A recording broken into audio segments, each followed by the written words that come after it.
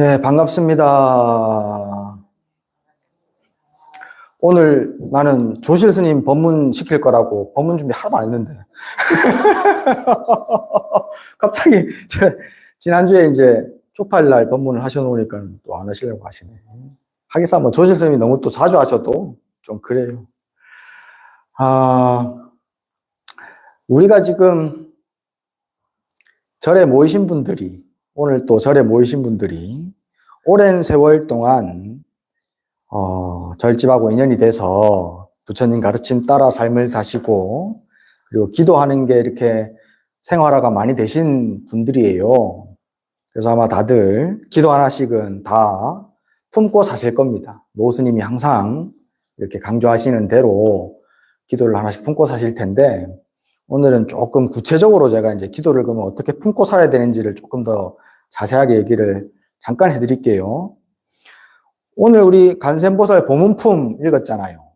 예, 이게 저는 이전에는 이 보문품을 옛날에 한문으로 된 것만 조금 보다가 하물사 이렇게 주지로 와가지고 처음 한글로 된 거를 같이 독송을 했었는데, 처음에는 좀 뭐라 그러나 좀 싱겁다고 느껴져가지고 제가 조금 이렇게 마음을 써서 안 읽었어요.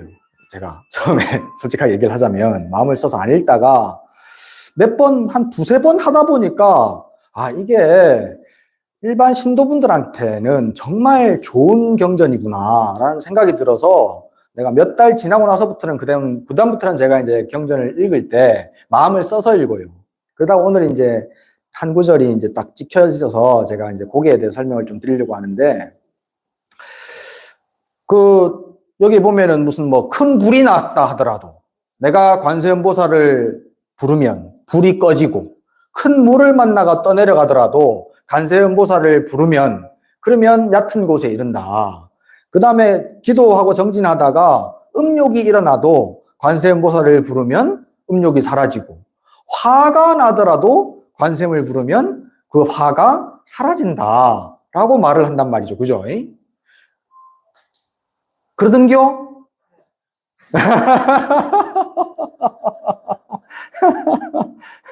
어떤 분은 이제 그렇다고 하시는 분이 있고, 어떤 사람은 또 기암인가 하시는 분이 있고, 또 어떤 분은 되도 않은 소리다라고 생각하시는 분도 있을 텐데요. 여기 경전에서 오늘 읽어보신 분들 다 기억을 좀 돌이켜보세요. 조건이 있어요.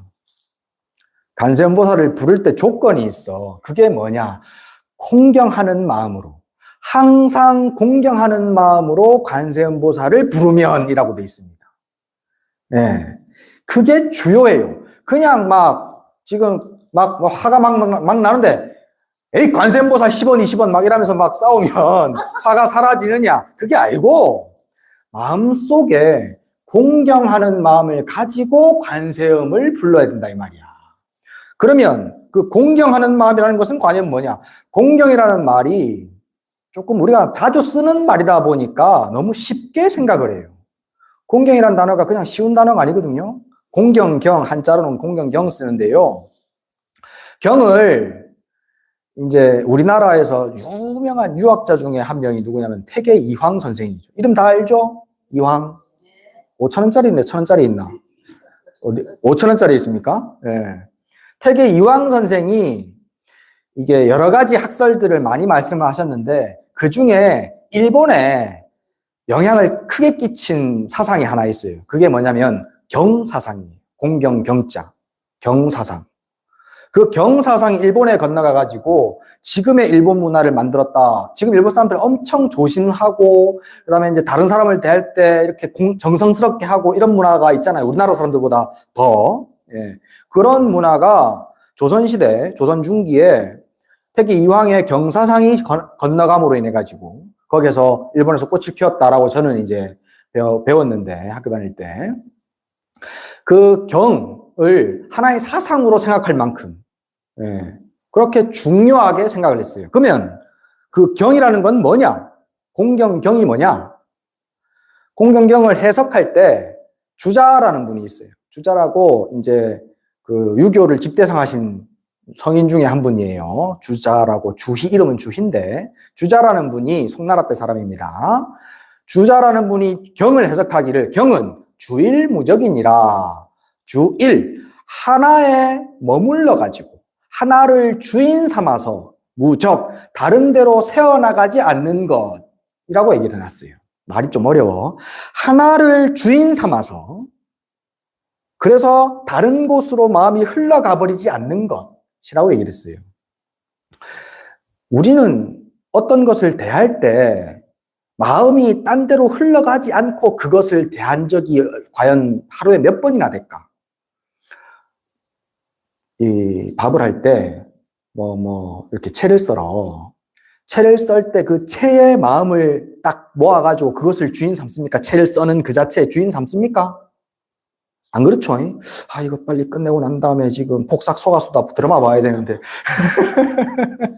예, 빨리 끝내놓고 드라마 봐야 되는데 얼른 묻고. 예. 와, 야들은 빨리 안 들어오고 이제 빨리 다 돼가는데 마음은 딴 데로 계속 흘러가 버려요. 마음이 딴 데로 새어나가지 않고 지금 이곳에, 지금 하고 있는 그것에 오롯이 집중되어 있는 상태가 경입니다. 지금 내 눈앞에 있는 지금 이것을 주인 삼는 것. 주인. 예.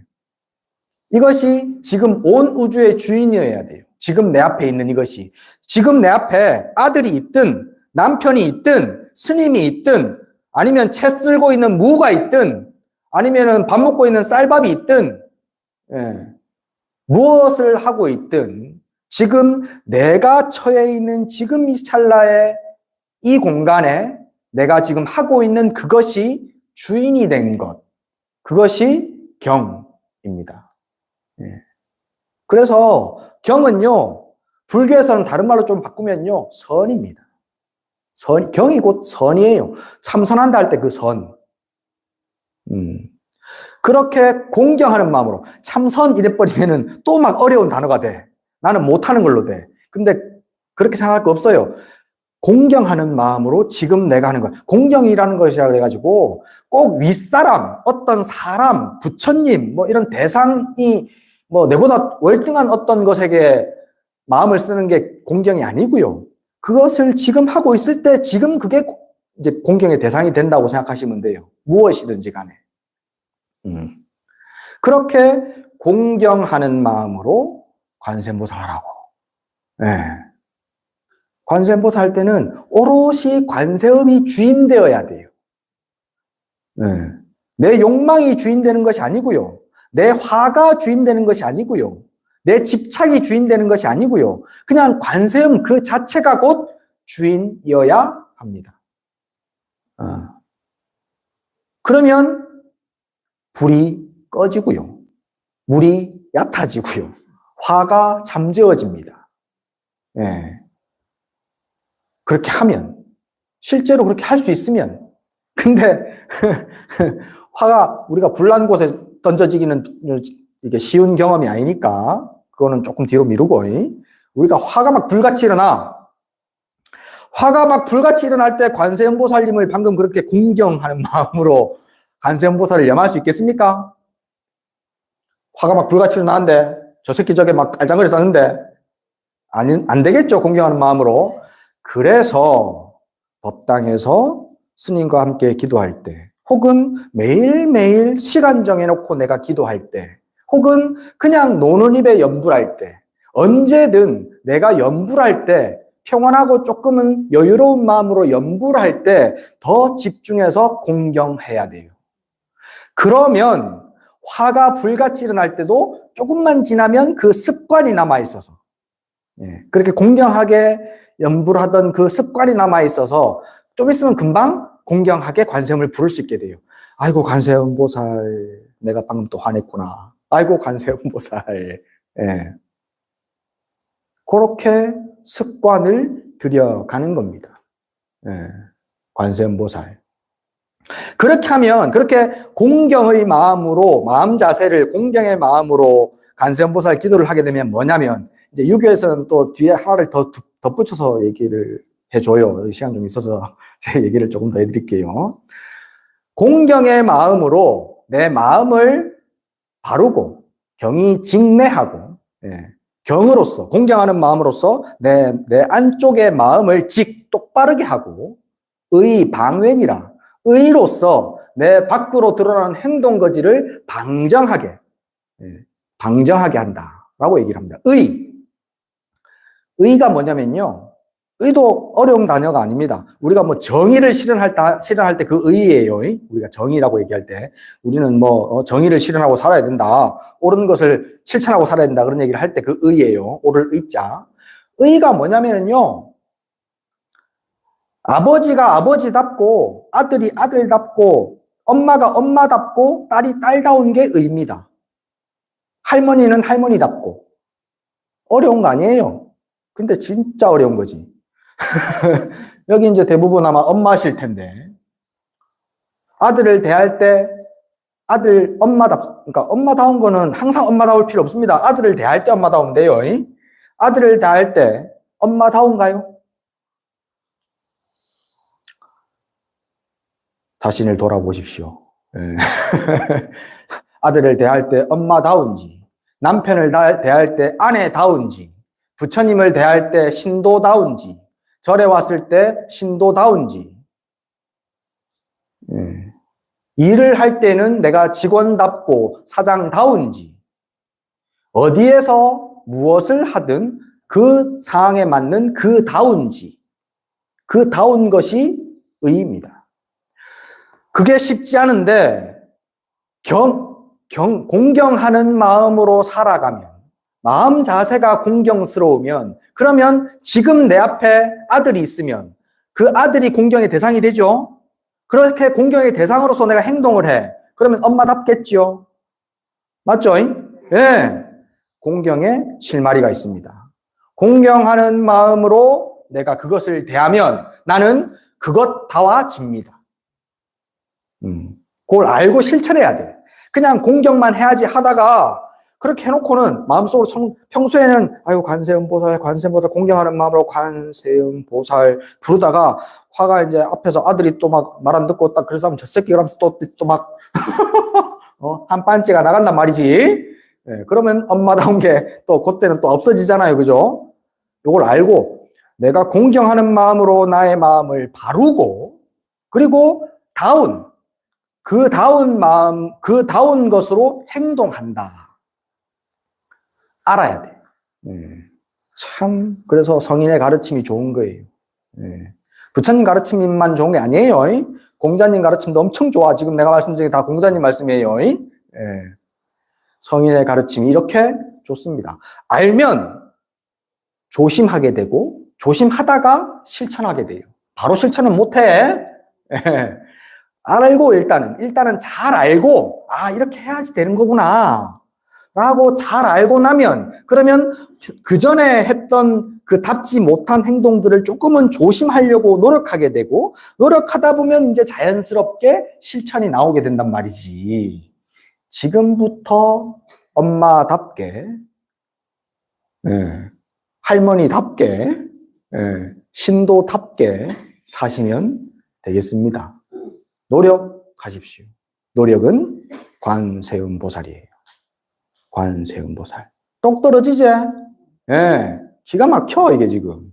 그냥 관세음보살 기존에 어떻게 하셨는지 잘 모르겠지만, 기존에 하셨던 것들에 제가 오늘 알려드린 이 마음가짐을 접목시켜서 하십시오. 관세음보살.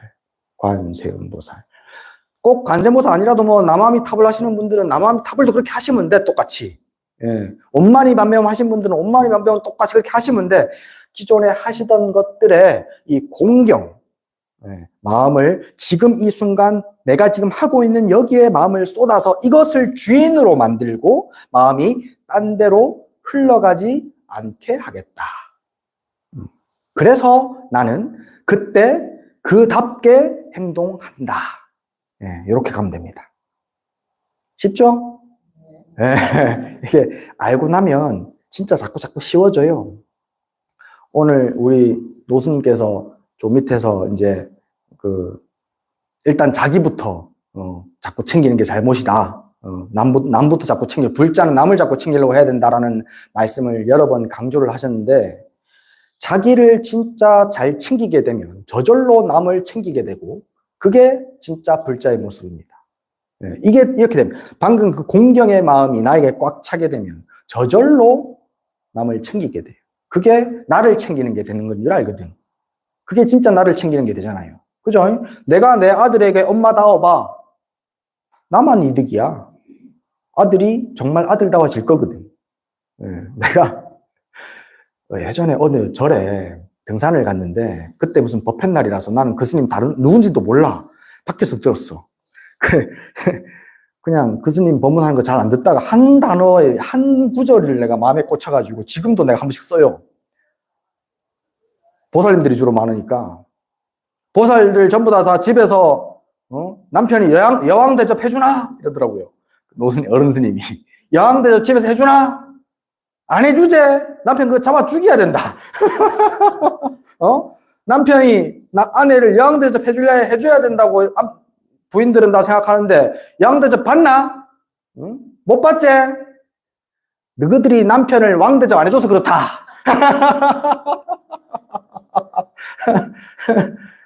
내가 남편을 왕 대접하면 나는 여왕이 됩니다. 그죠? 내가 아들에게 엄마다우면 아들은 아들다워집니다. 내가 가장 이득이에요. 그러면 진짜 그게 나를 위한 것이 됩니다. 남을 위한 것이 나를 위한 것이라. 그렇게 이해하시고 신행생활 잘 해나가시기 바랍니다. 질문.